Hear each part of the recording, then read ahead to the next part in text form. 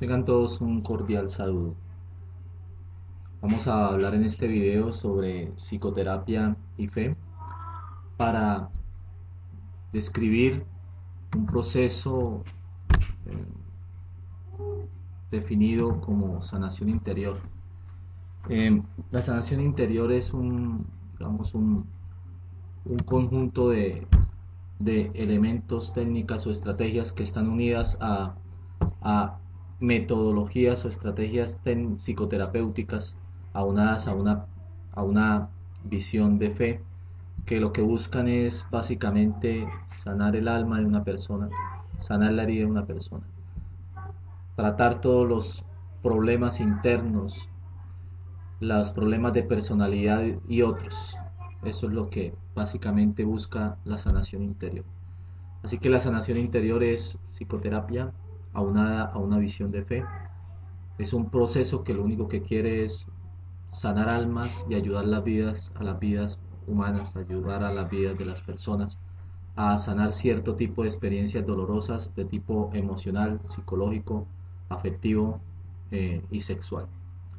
Bien, ¿cuál es el principal fundamento de la sanación interior o de esta psicoterapia aunada o unida a la visión de la fe? El inconsciente. El inconsciente es determinado como todos los elementos que construyen el comportamiento del individuo y a los que no son de fácil acceso o de acceso directo a su mente consciente. Así lo explica el doctor Carl Gustav Jung. Con este inconsciente de tipo personal estamos hablando de todos los elementos que son olvidados, los recuerdos que la mente funcionalmente los olvida como un mecanismo de defensa y los reprime eh, a través del tiempo.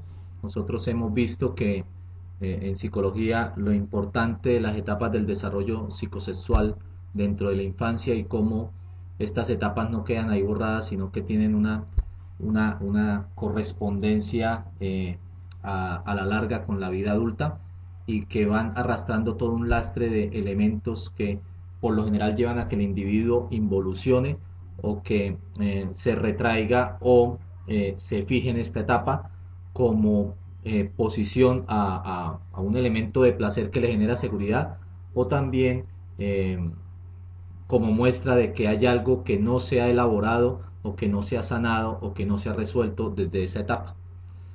Cuando se habla del inconsciente personal y todo este conjunto de elementos del comportamiento humano que son olvidados, también tendríamos que hablar de los recuerdos que son heredados o que son basados como representaciones heredadas de experiencias familiares a partir de la herencia individual. A esto se le llama el arquetipo del doctor Carl Gustav Jung.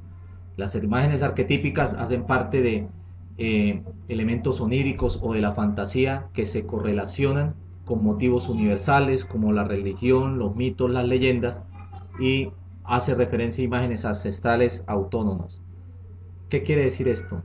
Que nosotros venimos arrastrando con arquetipos que hablan del origen humano y hay otros arquetipos que son mucho más cercanos, que hacen parte de experiencias dolorosas y resueltas a nivel familiar y que son transmitidas a nosotros por esquemas de pensamiento y representación que están ligados al cerebro. Entonces es claro diferenciar y no dejarse confundir, pero estas representaciones heredadas también son elementos arquetípicos y también juegan un papel importante en la vida del individuo y algunas veces no se resuelven. Una vez en terapia me encontraba con un niño que el niño pintaba muchas calaveras con el número 98, muchas calaveras con el número 98 y un niño de 10 años dibujando calaveras con cuchillos con el número 98 y un carro azul. Y me puse a indagar y el niño, el abuelo, lo mataron en el año 98 de una puñalada en un carro azul. Y la mamá no, la mamá decía, pero el niño, ¿por qué hace estos dibujos? Si el niño no conoció al abuelo, el abuelo lo mataron en el año 98, el niño nació en el año 2005. Entonces vean ustedes cómo estos arquetipos de muerte o esta representación simbólica de la muerte se ha transmitido al niño y se exterioriza en los comportamientos violentos que este niño tiene, instrumentalizando lapiceros en forma de cuchillos y atacando a sus compañeros. Pero vemos que estas representaciones que el niño tiene de su abuelo muerto, que él no conoció, que son imágenes arquetípicas que llegan como rapsodias o pedacitos de imágenes al pensamiento de él, se exteriorizan en el comportamiento y lo que hacen es proyectar o generar o producir una conducta agresiva. Entonces, no hay una manera, digamos, técnica científica de comprobarlo, pero sí se ve desde la experiencia en el acceso a la información que uno tiene con este niño, de que estas imágenes arquetípicas definitivamente sí existen. Y desde esas representaciones arquetípicas están todo lo que se transmite desde el nacimiento, desde la muerte de un ser querido, lo que transmiten nuestros padres, nuestros antepasados, si ellos para nosotros fueron héroes o fueron sombras o fueron villanos. Y digamos que entre más distancia hay con esos seres queridos, más cercanía se genera. O sea, entre más odio se genere con este ser ya desaparecido o con este ser ausente, más se adoptan las formas de las figuras del objeto amado, o sea, y más se ama. Por eso es que, digamos que este odio o estas conductas agresivas son de tendencia innata y tienden más a generar imágenes con intensa carga emocional que son heredadas en el ser humano. Entonces uno puede ver cómo hay líneas familiares en donde permanecen cuestiones como las relaciones incestuosas. Vi un caso en terapia así, que el abuelo tenía relaciones con los hijos, después los hijos tenían relaciones entre ellos, entre los hermanos, y así seguía la línea generacional y seguía, digamos, que transmitiéndose esa pauta. El abuelo no les enseñaba eso, pero hay una representación heredada en los procesos de pensamiento que hacen que estas personas tengan ese tipo de comportamiento. Eso es lo que busca, digamos, la sanación interior. A partir de esta experiencia de fe, a partir del elemento que es el inconsciente personal, el inconsciente colectivo y los arquetipos que generan cierto tipo de experiencias personales y que se extienden a lo social y que hacen que el individuo se dinamice en una sociedad y de cierta manera se dinamice negativamente, a partir de ver cómo se transmiten estas pautas de comportamiento, pues a partir de una razón de fe, tratar de sanarlas.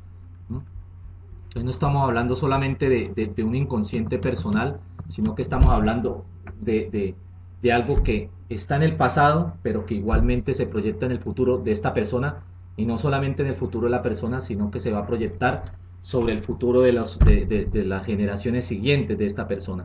Entonces lo que ocurre en esta vida responde a acontecimientos de una vida no solamente presente, sino una vida pasada y también de una vida futura. Y estas experiencias, si no se solucionan desde lo personal, pues van a afectar a las generaciones futuras y es necesario cortar con esta cadena.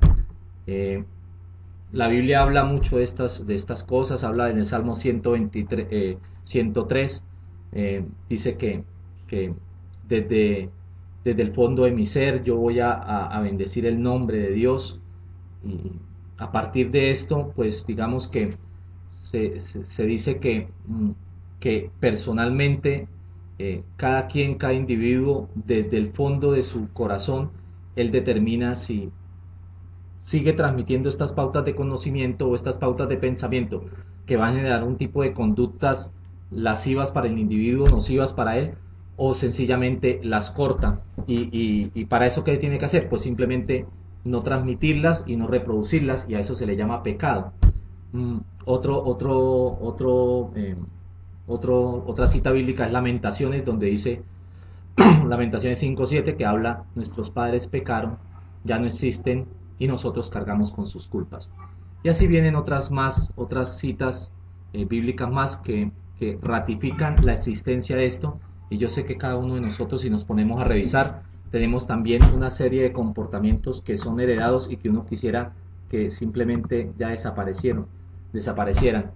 Es necesario sanar nuestra generación, sanar nuestro pasado para poder acceder a nuestro presente y a partir de ahí proyectarnos en un futuro que también puede ser sano, sanar lo que nosotros le vamos a transmitir o lo que le estamos transmitiendo a nuestros hijos a partir del ejemplo y sanar a toda nuestra familia. ¿Y eso cómo se hace? Eso se hace con un proceso terapéutico que también está unido con la oración. Entonces, ¿hay alguna persona, un miembro de la familia que decide tomar las riendas para sanarse y sanar a los demás? Y a partir del ejemplo, entonces involucrar a los otros. En psicología se le puede llamar terapia familiar sistémica. Y pues sería la importancia de la psicología en este proceso de sanación espiritual, de sanación psicoterapéutica. Y para algunos, digamos, el término sanación les parece muy pueril, muy vacío, poco, muy pseudocientífico, pero digamos que es un término muy asequible a las personas que no hacen parte del gremio psicológico y que en últimas es psicoterapia aunada a una visión de fe. La visión de fe, ¿para qué sirve? Para crear procesos de sugestión y para, digamos, incidir en el cambio psíquico de alguien. Esa es la importancia de la sanación interior. Y pues cada uno de nosotros tendrá sus cosas que sanar. Cada uno de nosotros tiene experiencias de dolor que debe sanar y que se deben hacer desde la psicoterapia y desde la oración. Esa era mi reflexión sobre el principio de todos estos elementos de sanación interior.